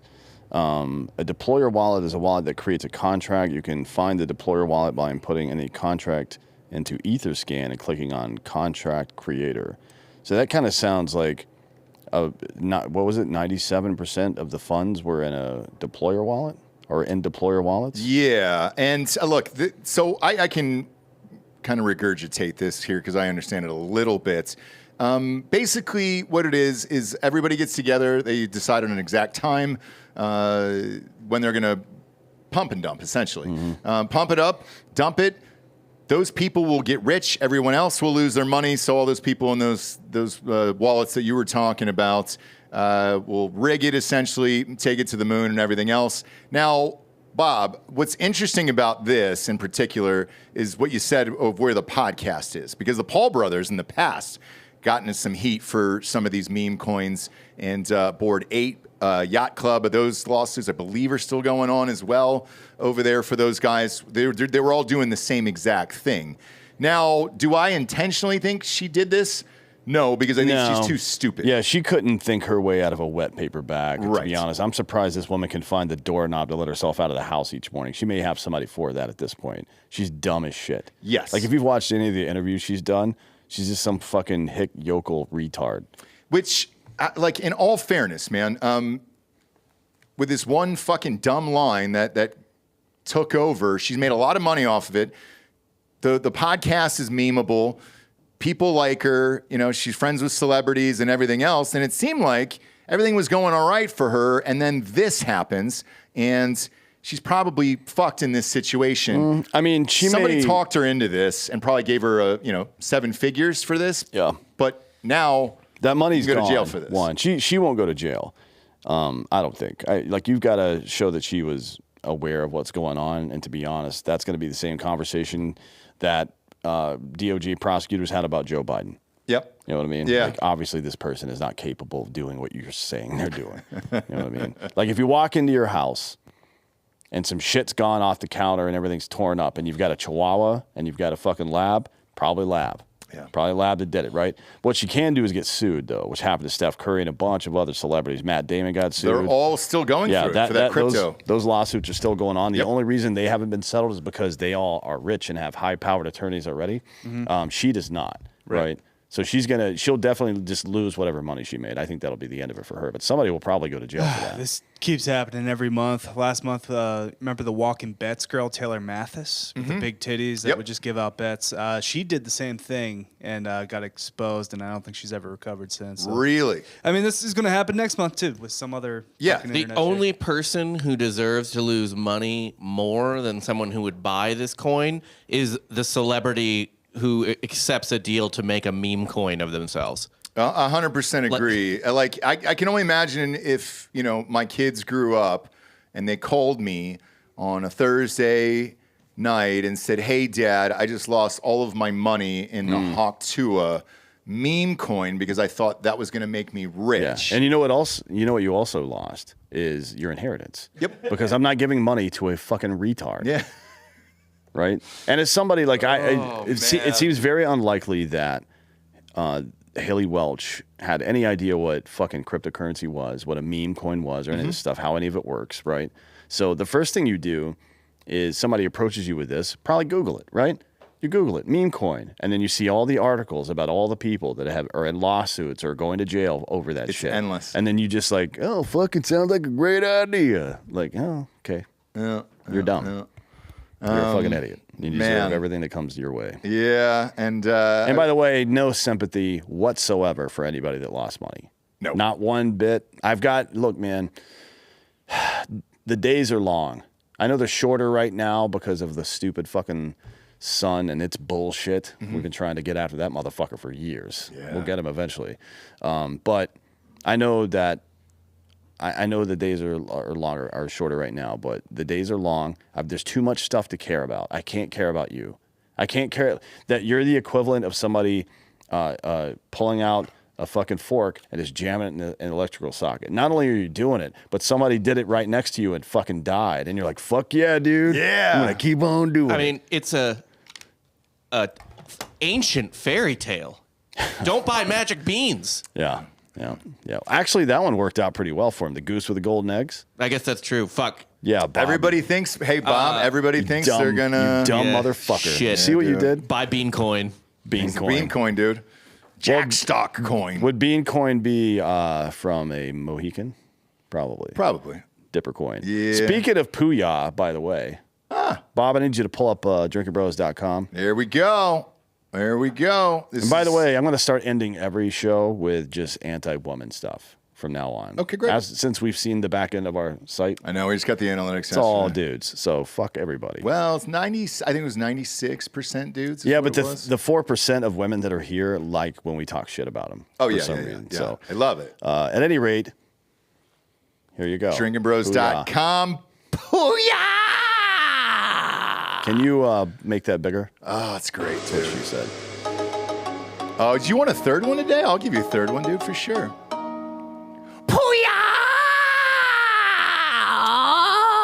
Somebody on Twitter asked for this. I can't remember who it was. But There's a ton. I get tagged in it all the time. So we made it. Congratulations. It's on drinkinbros.com. Also on drinkinbros.com, you can submit to Drinkin' Bro of the Week. Before we get there, though, Brobox, people were asking on Twitter, I wanted to ask you, can they still get in for Christmas? December 5th. For sure, yeah. Okay. Yeah. I mean, I would order it by tomorrow. Okay. If I were you, just because weekend orders, sometimes the banking shit gets delayed, which will delay the order, and it's that time of year. I think the cutoff is the 10th for USPS and UPS and all those guys to make sure that you actually get it by Christmas Day. So get it by tomorrow. There's another shirt, Bob, back up. There's another one, and we're trying to manifest this. Yes. To be honest. For the Washington Redskins. And that's something that I'm really into now is manifesting. Are you? I've been manifesting all over people's faces. Vision boards? Chest, face, everywhere I can. Back. Make Washington Redskins again. Remember that they don't own the fucking trademark to anything anymore. The TPO took their trademark away in 2019. So we can do this, and if anybody's got a problem with it, fuck them. I don't care. Make Washington Redskins again. If you're out there in that area or if you're just a patriotic, red-blooded American, buy this shirt and wear it. And if somebody's got a problem with it, tell them to fuck off. Yeah, because the tribe is the one who actually lost money off of this. They wanted to keep going as the Washington Redskins. Yeah. It was the white liberals who said, no, it's racist, and we'll decide for you. And it was like, cool, man, you're just taking money away from the fucking tribe itself. You were close. White liberal women. There you go. White liberal women. Yeah. And on the Drinkin' Bros app, Bob, if you pull that pick up one more time, you can submit on the app too. So it's fucking free. We just made it for you guys. What's going on the board? I haven't looked yet. Oh, so yeah. There's a bunch of wild shit on there. Is it really? Already? Yeah. I haven't been on it yet. I haven't seen any long conversations yet. It's just one-off so far. People are so excited they're just posting random bullshit on. Yeah, the wall is open, dude, and there's no stopping it. There's no admins or anything. We've got to create. We have to create accounts so you can tag us and stuff. Because otherwise I can't look through everything all the time. Sure. So, but it's fun. Yeah, it'll be fun. fun. Really fucking fun. And we'll have like some contests and stuff. Post your worst meme, and the one that makes me laugh out loud, you win something. Yeah. Because good luck doing that. But sometimes it happens. But it's all on the app. So if you want to submit for Drinkin' Bro of the Week, you can just go into the store. It just goes to drinkinbros.com and all that other shit, and just submit. And it'll just get emailed to us live on air here. Fucking, it's free. Who gives a shit? All right, who's this one? Drinkin' Bro submit. Oh shit. God damn, you guys are fast as fuck, man. Drinkin' Bro submission, Matt Wildman from Canada, and he says, yes, please make us the 51st state. Canadians want this, I think. They really do. I think they want it, and I'd be fine with it. Why not? Why not have Canada? Because they're liberal. All of them? Yeah. Really? Like not Alberta, but all the other provinces are liberal. No shit. Yeah. All right, well then let's maybe not do it. I think we can make them a state. Each one of them individual state. Well, somebody said we should make all of Canada gay North Dakota. That would be fun. That would be the name of the entire thing. Gay North Dakota. I like that a lot. Or Snow Mexico. Yeah, or we could just make them all part of Alaska. All right. Yeah, and let them deal with some wild. But they still shit. only get 3 electoral votes. That's it. They only get 3. Or give them votes the same way that Puerto Ricans have votes, which is like, Puerto Rico's votes are in and nobody cares. Yeah, it's not worth anything. Yeah. Not worth anything. So Matt Wildman from Canada is nominating. Oh, shit. He said he's been a listener for 9 years. God damn. Thanks, buddy. We appreciate it. He's nominating Ian Shaw, who is deceased, sitting on a plane to Vancouver today after a 3 a.m. phone call a few Saturdays back telling me that Ian had passed away suddenly and unexpectedly while on a family vacation in Mexico. It's been a process to get him home while supporting his wife and 13-year-old son Parker, but the law enforcement community has pulled together. Ian is corrections, which is where I met him before moving to the border canine unit. His dad is a retired cop up there, and we will see him off on Sunday with the reverence and gratitude he deserves. Ian was the Drinkin' Bro, gracious to those around him, led by doing, gone far too soon at 48 years old. We'll always remember and celebrate you on Sunday, and I'll see you in the next life, brother. Cheers. Cheers to you guys, and thank you for listening all these years. Next year, we'll be heading into our 10th year. Join us at our Christmas special live show, December 19th at Free Roam Brewery in Boerne, Texas. That'll start at 7 p.m. Get there early because we'll have some drinks and some fun stuff and everything else will be going on. Daddy will be drinking all night. Huge shock. We'll be there. Jared will be there. Justin Governal will be there. Build the wall, Governal. A number of other degenerates will be there as well. Oh, Jessie had a request, actually, my wife. She said she wanted Caleb to be Santa. But a set with a black beard, maybe, like a younger Santa before he turned older. And I said, you know what? I'll ask him. Yeah. We'll ask Caleb Francis what he's doing down there. But join us for that. Tons of Hard AF Seltzer and all that other fun stuff down there, all the new flavors, and we'll be drinking those all night. And let's rage. We do it every single year. Last year, it just got so fucking packed. People were spilling out in the streets, so we're like, let's just go to a fucking huge-ass bar and rage. So. Yeah, it was too crowded in here last year. Well, people were out in the fucking streets. So, yeah. So it'll be a fucking blast. So join us down there December 19th. That is a Thursday night. And we set it for after work so that way you guys can go to your jobs and all that stuff and then join us afterwards. Appreciate you tuning in. Go to iTunes, rate the show 5-star and leave a quick review. Also, head on over to Spotify. It's just a 5-star and you can walk away. For D'Anthony Hollaway, I'm Ross Patterson. This is Drinkin' Bros Fake News. Good night, everyone.